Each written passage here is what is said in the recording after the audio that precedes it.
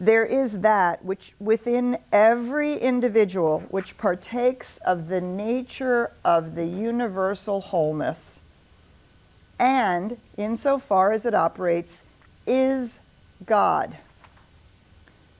There is that within every individual which partakes of the nature of the universal wholeness and is God. This is the meaning of the word Emmanuel and Christ. There is that within us which partakes of the nature of the divine being, and since it partakes of the nature of the divine being, we are divine.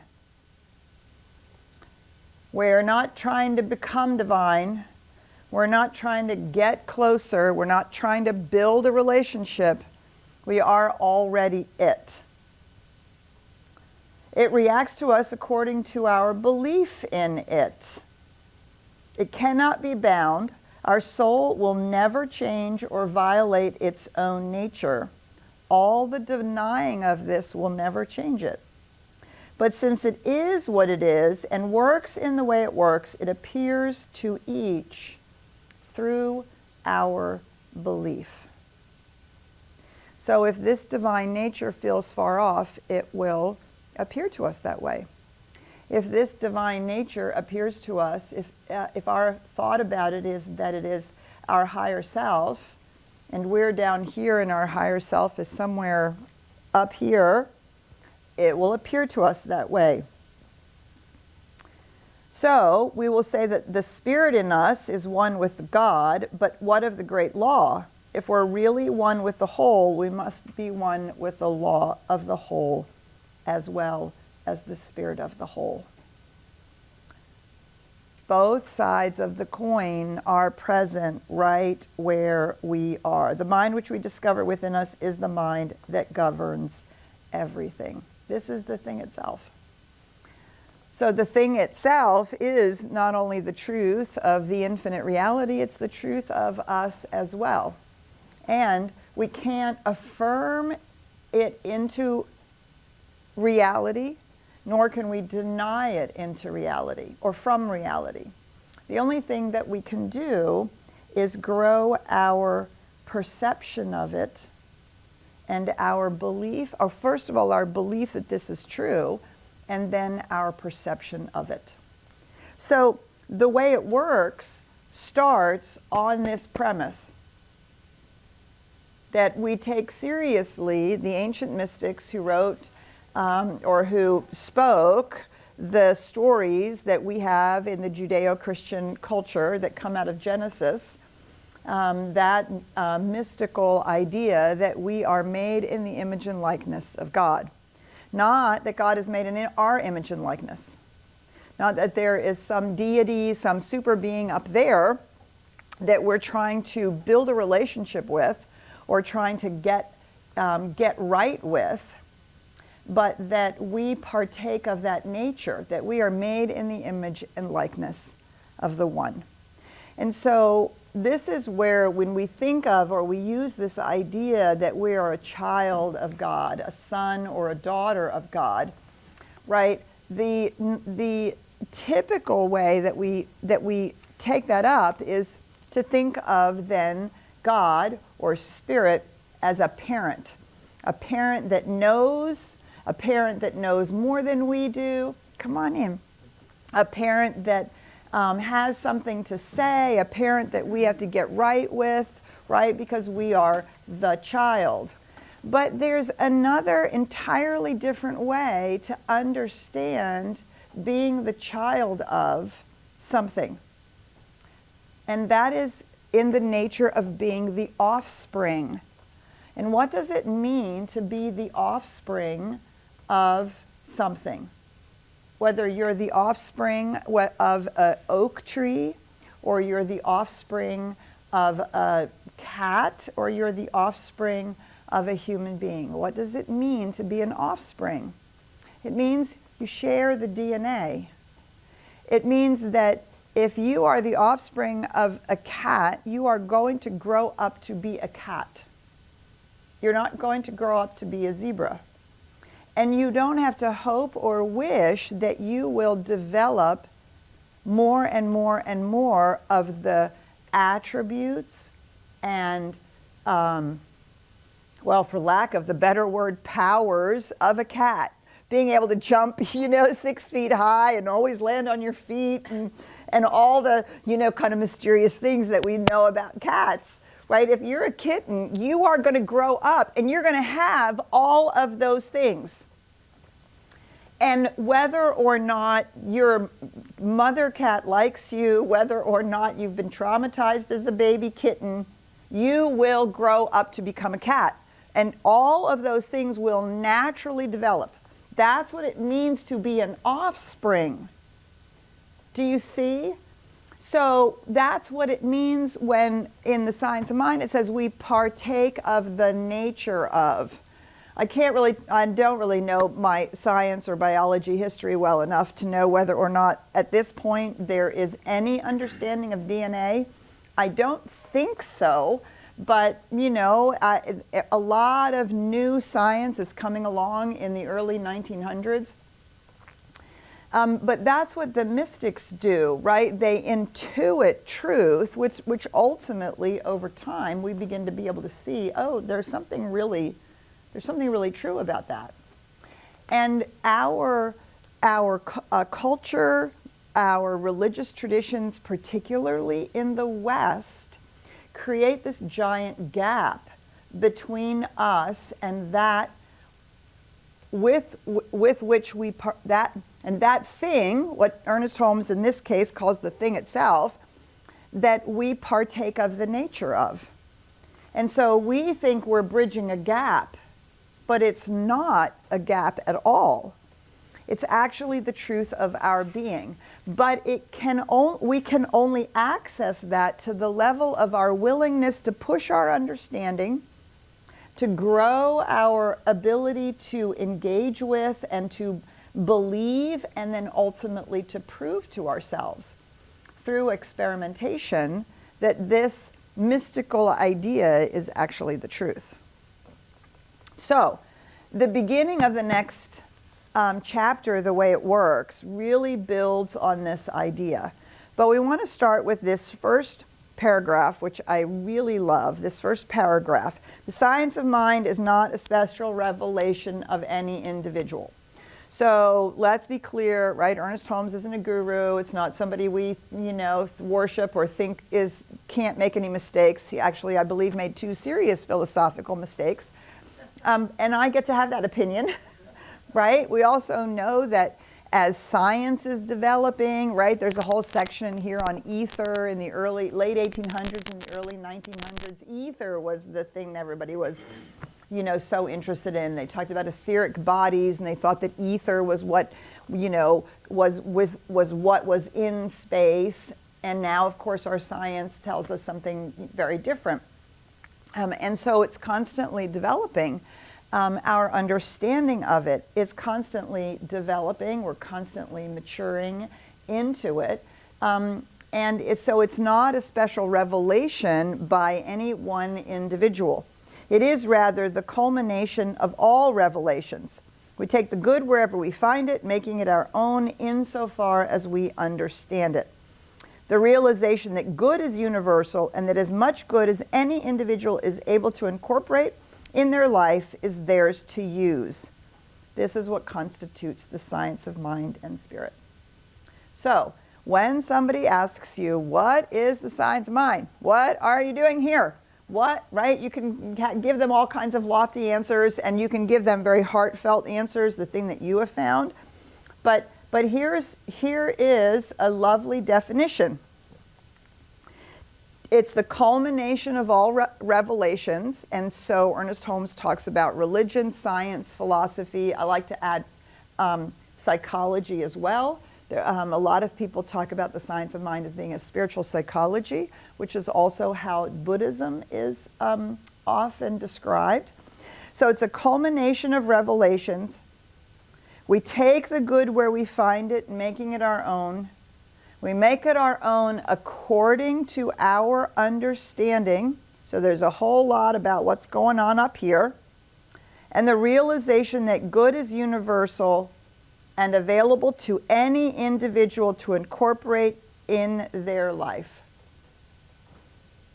This is what constitutes the science of mind and spirit. And this is one of the places where he uses that phrase, science of mind and spirit, to remind ourselves that we're not talking about a mental activity, right? This is what constitutes basically the science of consciousness.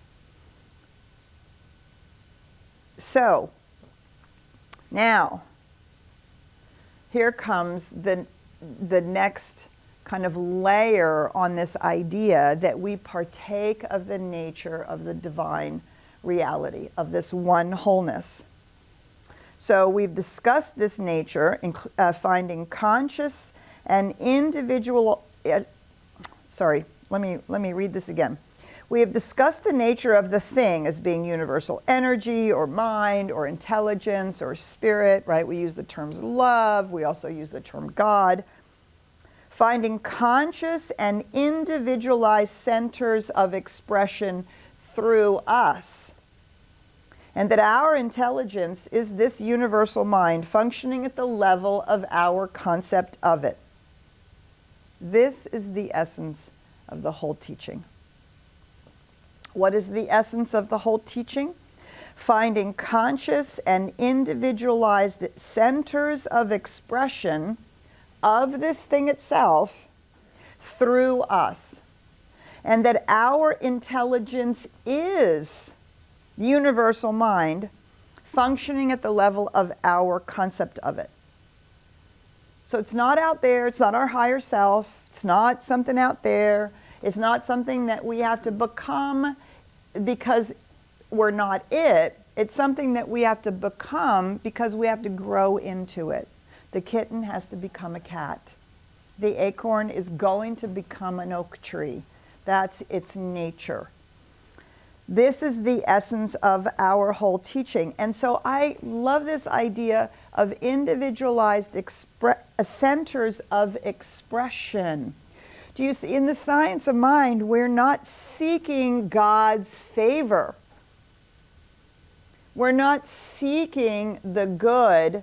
We're not hoping that our lives will work. Do you see? That's the outward in idea.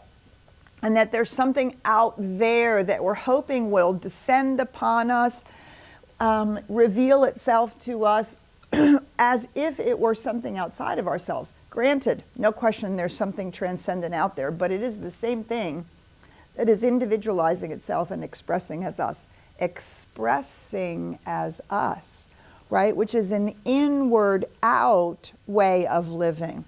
It's about becoming the most of that we can imagine based on our beliefs and our understanding and our concept of it, and expressing it. So it's not about getting love, it's about being and expressing love. It's not about getting abundance, it's about being and expressing abundance. It's about contributing our lives to the expression of all of this that is happening around us.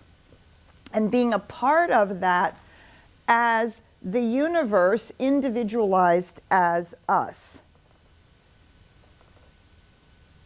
This is, I think, one of the most profound, probably the most profound shift that we have to make when we're practicing metaphysics, new thought, and the science of mind. For those of you who are trained in spiritual mind treatment, right, this is the second step of treatment. Who am I? I'm an expression of, an emanation of, an individualized place where the universe is showing up uniquely as me, uniquely with my set of current circumstances, with the set of innate tendencies that I have, right? That's like the filter, that's like the blue of a stained glass window, right? I'm blue, you're red, somebody else is orange, somebody else is, some cool wavy thing, right? But the light's the light. The light's the light, and it's coming through these individualized expressions, each one beautifully, beautifully unique.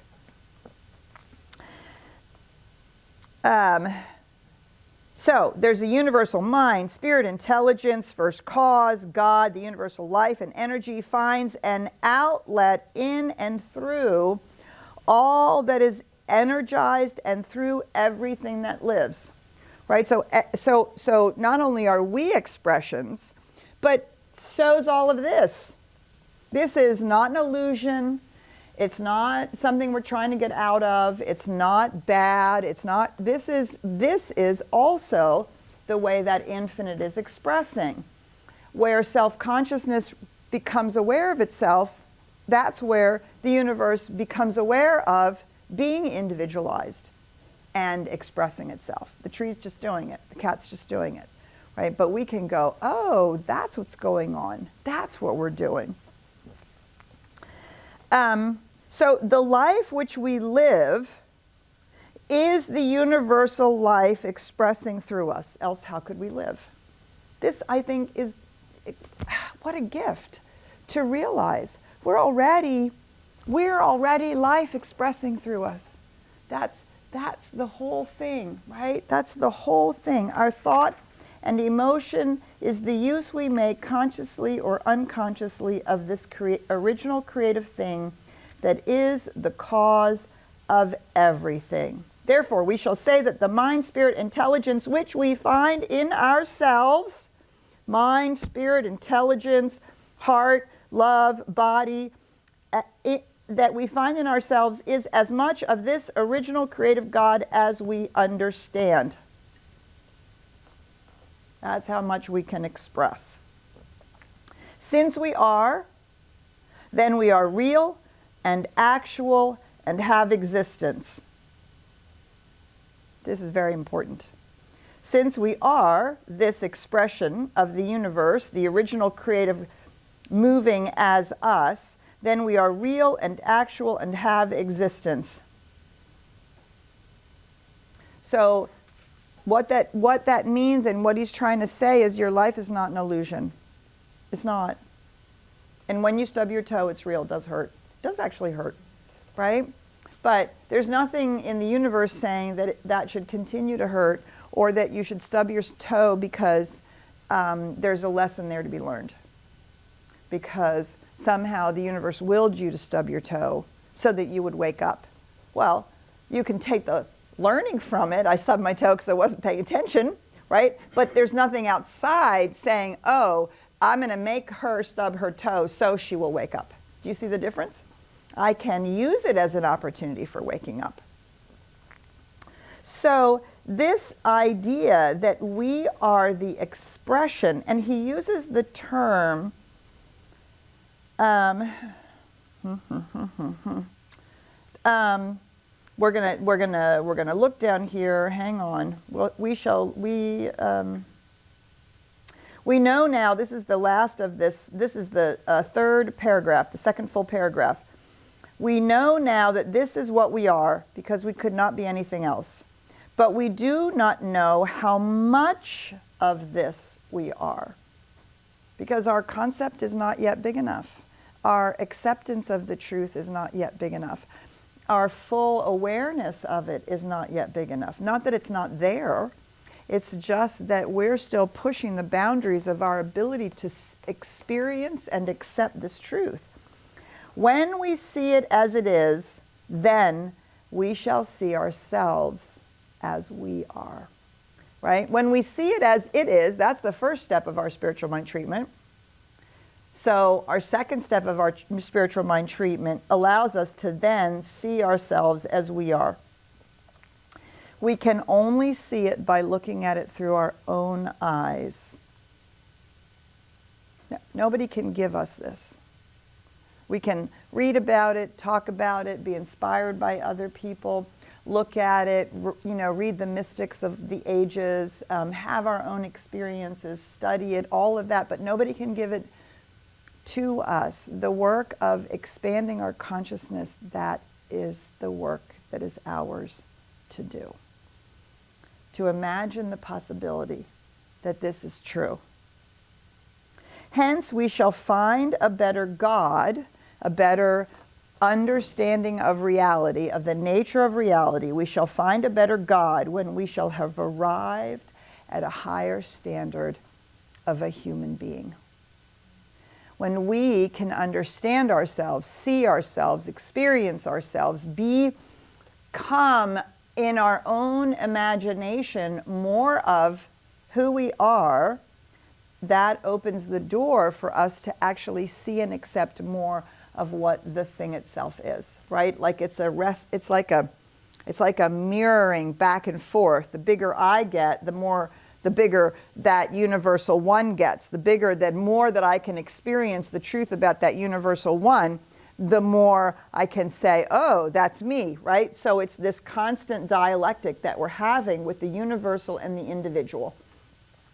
Back and forth, each expanding, and it's not expanding the infinite. What it's expanding is our ability to accept. And I love how much the word accept is. It's in the textbook. It's not accepting, oh, I'm resigning myself to this experience. I'm just accepting what is, and there isn't anything I can do about it. It's accepting these spiritual truths as reality. The more we can accept it, the more we grow our consciousness.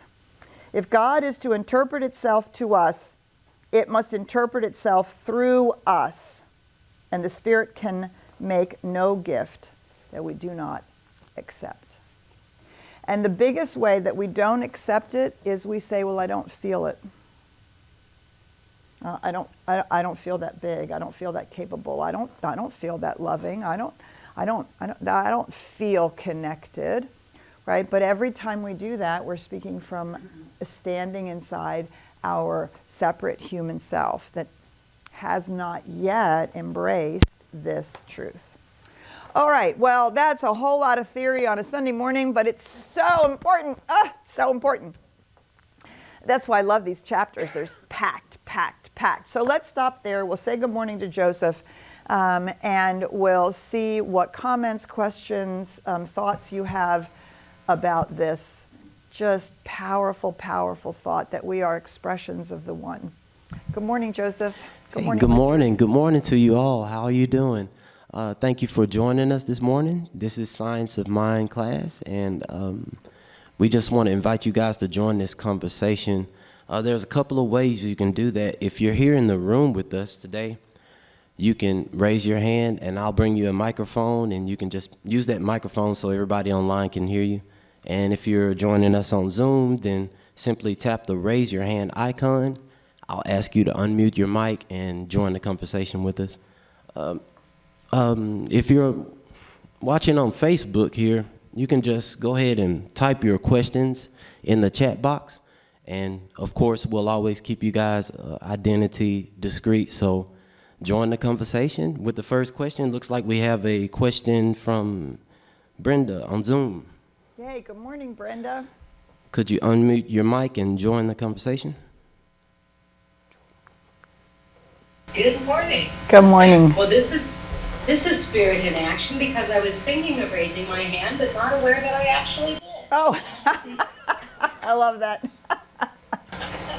So what I was thinking, as you were saying, was to express great appreciation for Science of Mind and giving me the ability to blend. I had decades of spirituality and mysticism and still lived in what I call that scene from Christmas Carol, Tiny Tim, Scrooge is outside the window looking into the happy family, and had carried this story and illusion with me of my separateness, and I had bought into the enculturation that science and spirituality were separate, and I struggled with that, and I heard the lessons, and it was something that happened in the metaphysical teachings of Jesus class that you taught, and also that Reverend Karen had done a shorter version of, and that allowed me to blend my science and spirituality. Love that. And that was E equals MC squared. Mm-hmm. I had myself in a little bubble and all the universe elsewhere, yes, and was reflecting on, actually I was reflecting on the life of Jesus, and energy, matter. If everything is only changed and is never created or destroyed, then I must be, yes, a part of that big pool. Yes. It is inevitable, it is inescapable, and when that hit me, in that moment, it was a perspective altering. Yes. And so I just want to put a shout out that this science of mind really does provide a venue and is not contradictory between our present science knowledge and our spiritual beliefs. And what is science today was religious hoo-ha 2,000 years ago, and who knows what the future will bring other than our continued expression. Beautiful. So I just wanted to share that, and thank you. Wonderful. Thanks, Brenda. Thank you so much. Yeah, and we're inching our way, right? Scientifically, we're inching our way towards various ways of seeing and experiencing the universe that may very well be helping us really feel this oneness. Beautiful. Thank you. Joseph, we have a comment in the room, and then we'll come back to being online. Hi, it's JL. Good morning, JL. Good morning, Dr. Petra. This is, I loved all of it. It's really deep and juicy first thing in the morning. So I'm glad I had my coffee. Yeah, right. Hope everybody's had their coffee. One of the things I appreciated was the explanation of what it is, what science of mind is, because I have people that ask me, and it's just so juicy. I just don't know how to articulate it in a way that people can understand, because it's just so much juice. And so I love the idea of the fact that it's a combination, right? And that means so many people can benefit from it, right? It may be a piece of what you have, a piece of what they have. So, and it all comes together. And it is something that I always tell people, it's something that made me understand God to a whole nother level. It took it to the next level of my understanding. I knew God. I understood this power that exists, but I didn't understand me and how I was related to that power that exists. And so it helped me get to a deeper understanding of that. While you were talking, it made me think of, right now I'm digging into some medical terminology things, and I was thinking of how the heart beats without us even thinking about it. Right? Without any knowledge of it. We're just going through our day, and that's the same as us being in that offspring line. Like we're just a part of this greatness. Yes. And certain parts of our bodies, we can probably feel the greatness. Certain parts we don't. Right. But there's a greatness. There's something so much bigger than what we can sometimes physically see. It just is. Yes. So. Beautiful. Thanks, JL. And it's a wonderful analogy, right? These science analogies and biology analogies, they all help us find a way where we can imagine these incredibly big ideas that are so big, right? We have to reach for these analogies to really help us get a hold of it. All right, so we have a comment online, and then we're going to come back here into the room. Armando, can you please unmute your mic and join us in this conversation? Good morning, Armando.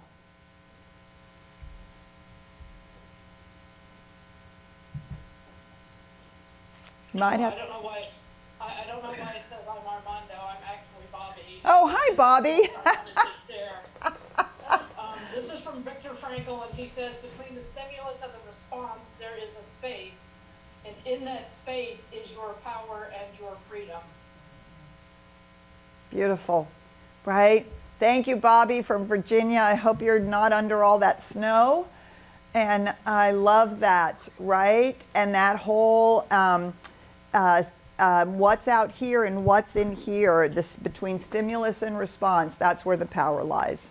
Beautiful. Thank you so much. All right, I think we do now have Armando. All right, so Armando. All right, Armando. Good morning. Can you hear me? Yes, we can hear you. Good. This was perfect timing. Wednesday, I had a really profound, deep gratitude that I was in so much tears, and this really put context to my experience Wednesday.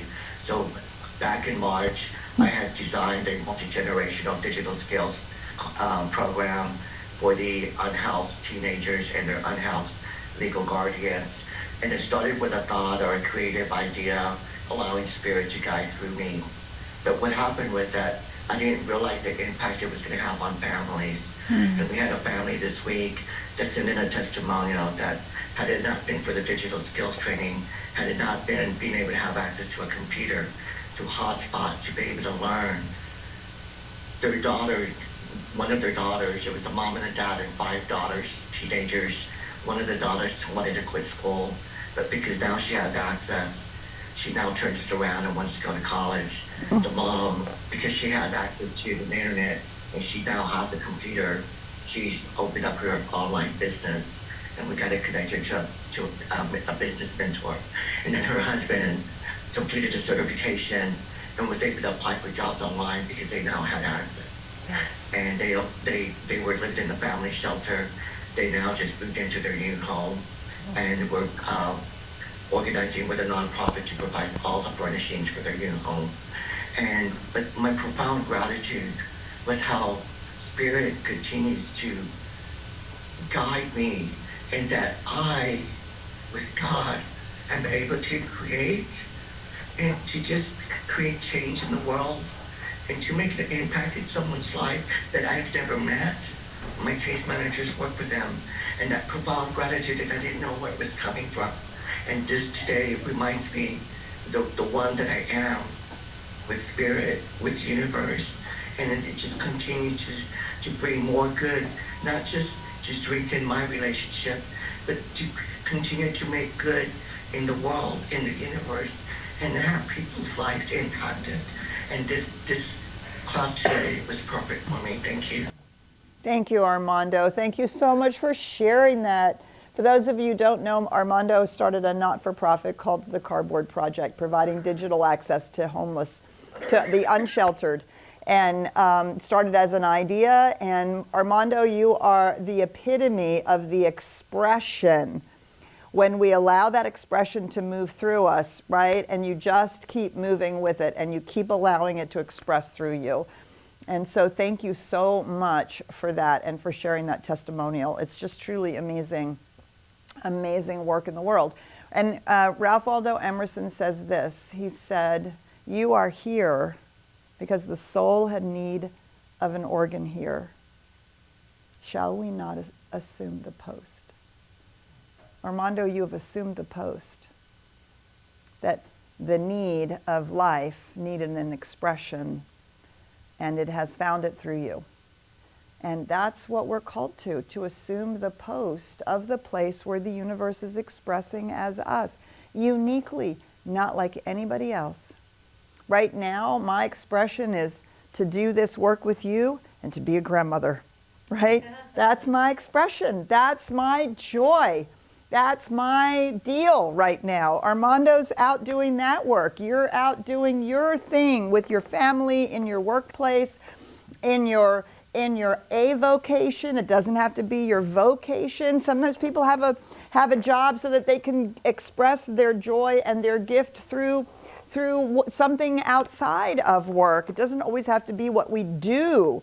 It's who we are and how we're showing up, and to keep letting that expression flow in the way in which it happens as us, right? And so that means not being in the box of what someone else thinks that should be and what that should look like. We should all be about saving the world. We should all be about making money. We should all be about raising families. We should all be. No.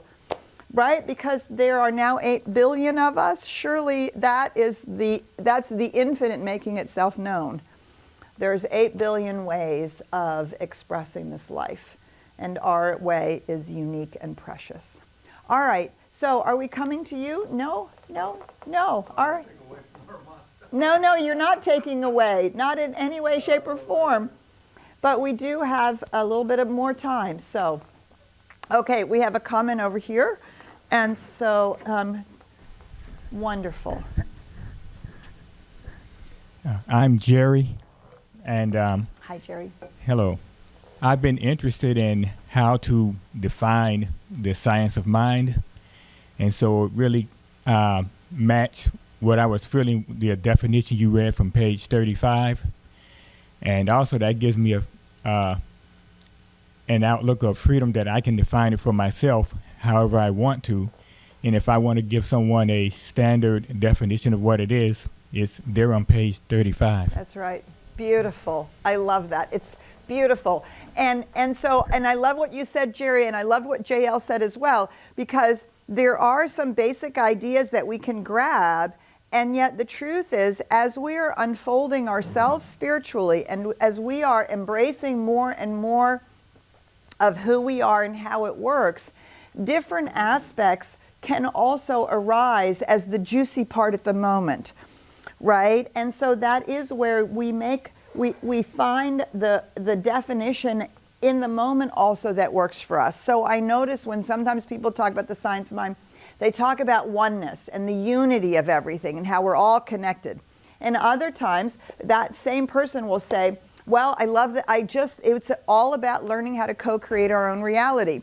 And that it comes from the ancient traditions, or wow, it's really this new idea out of science. And so we find that because it's juicy, it's big and it's juicy. And so finding a way to describe it is really important. And it's really important to find your way to describe it and to speak from that deep sense of empowerment and presence and expression, right? That we are not needing to feel like there's some other tradition or some other view of the world that is the standard against which we have to prove ourselves. And so, yeah, it's really beautiful. There's a number of places, we'll point them out as we go through the Science of Mind, where Ernest Holmes does this little kind of, and this is what the science of mind is, or this is what the science of mind teaches. And it helps us grab a hold of it. So take some of those words, even write them down so that you kind of get your way of talking about it. And that can be really helpful. Good, beautiful. All right, we have another comment back here from JL. Let's pass her the microphone. I wanted to thank you for using the phrase offspring. That connected me a little deeper to the fact that when you're offspring of something, how connected you are. And I was thinking of royalty, right? Like, you're an offspring of royalty, honey. Like, right? And it's like sometimes we forget that. Forgetting that means you forget you are every piece of what this is. Yes. Right? You are a queen. You are a king. Yes. This is not something that you have to become. You're an offspring of it. And I think that also helped me. So I just wanted to. Beautiful. Thanks, JL. And it is one of the reasons we believe that in the teachings of Jesus, as they have been reported to us, he uses the term kingdom. And where does he say the kingdom is? And if the kingdom is within us, who is the king or queen? Us. I love that you said that, right? And it ties right into the story of the centurion, right? And the centurion says, no, you don't have to come to my house. Just speak the word. I know as the captain or whatever rank he had, that when I say go, my army goes. And I know that you have that authority. You have the authority to speak the word. Why? Because he understood he was the king of the kingdom. And when we have that same revelation and realization, we speak with authority, with the authority of the kingdom which is within us, or queendom. Matthew Fox always reminds us that it's the kingdom/queendom, because it's not gender, has nothing to do with our gender or our biology. This is true for all of us, every single one of us. And so what we're doing is awakening to that. And so this is why one of the seminal teachings of Jesus that Science of Mind has really picked up, that Ernest Holmes has really picked up, it's the story of the prodigal son, the prodigal daughter. The prodigal son, the prodigal daughter was in the kingdom, but didn't really get it, right? Just said, hey, give me all my goodies. I'm going to go out in the world because it sure as heck isn't here, right? I'm going to go see what's out there, and did and went and spent and squandered and discovered that in all of that, right? That's all that idea that it's out there. I'm going to go out there and get it, whatever out there and get it means, right? And so, you know, what shall we say at the end? He was flipping greasy burgers at McDonald's, or, you know, and barely making ends meet, and was like, wait a minute, this isn't right. And when I'm at home, everything's there. They have everything. Even the servants are better off than I am out here. So let's just go home. I'm just going to go home, and I'm going to just say I'm sorry. And I didn't realize, you know, I didn't realize who I was and what I had. And what happens? The offspring comes home, and it's like, well, of course it's here for you, and you are royalty. So here's the robe and the ring and the fatted calf, because that hasn't changed. No matter how far away you've gone, no matter what you've done, you know what's, I think, so amazing in that story is that there was no forgiveness. No forgiveness was needed. The prodigal son was the one who took it himself out and came back. As far as the father, right, as far as the kingdom was concerned, there was no forgiveness that was like, oh, I've forgiven your transgressions, now you can come back in. No, because the reality of who you are doesn't change no matter what you do. The consequences are you end up flipping burgers at McDonald's. That's the consequence of the law, but it's not, right? It's not some outside authority doing that. And it just is so amazing that in the return, everything is still there and everything is given. And then, of course, we have the story of the elder son who's like, wait a minute. Shouldn't there be some forgiveness here? Shouldn't there be some, some amends need to be made? What do you mean? He's squandered everything and he's gone out and what's the story there? Well, look, you've lived in this villa the whole time. Surely you've had the use of the Mercedes-Benz. You've been able to fly anywhere you wanted to go, right? All the goodies, all the good has always been here. So whether we go or not, it's the awakening to that it's there, that it's already here is the point, right? Both the prodigal son and the elder brother both had to wake up to who they are, and that the kingdom, queendom, and the authority and use of that is already present. And that's like so much, it's such a beautiful idea, representation of what we understand, of how we understand who we are. So thank you so much, JL. Beautiful. All right, so we're going to close with that. I do want to just say a beautiful hello to Valerie Guillon's beautiful art. I mean, I feel like every time we have our Science of Mind class here in Dallas, and we get to sit in the art gallery. We get to see this beautiful art. So Valerie will be doing a reception after our celebration today, so you can ask her questions or take a look at it. I have one of her pieces hanging in my house. I love it, plus some of her garments.